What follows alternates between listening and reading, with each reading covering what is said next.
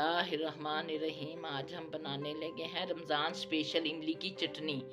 उसके लिए हमने लिया है इमली का पल्प, 1 किलो इमली का पल्प। अगर आपको इमली का पल्प नहीं बनाना आता तो उसकी हमारी रेसिपी यूट्यूब चैनल पे मौजूद है, आप वहां जाकर देख सकते हैं और बना सकते हैं।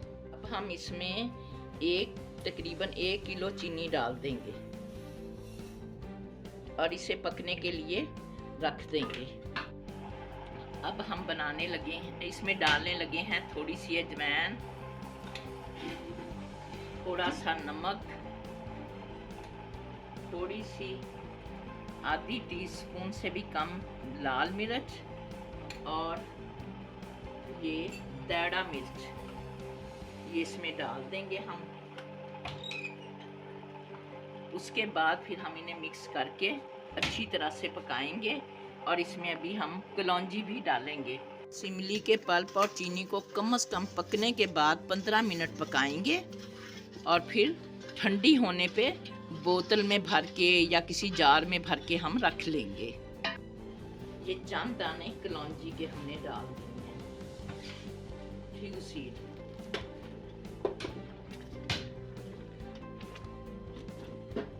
ये हमारा इमली का पल्प पकने लग गया है। बस इसे हम 15 मिनट के बाद बस चूल्हा हम अपना बंद कर देंगे जब तक ये बिल्कुल तैयार हो जाएगी। ये हमारी इमली की चटनी तैयार है। मीठी चटनी पकौड़ों के साथ, समोसों के साथ, जिस मर्ज़ी के साथ आप खाएं अच्छी लगेगी। तली हुई चीज़ों के साथ खुद भी खाएं, बच्चों को खाएं, आगे शेयर करें, लाइक करें, सब्सक्राइब करें। अल्लाह हाफिज़, खुश रहें, आबाद रहें।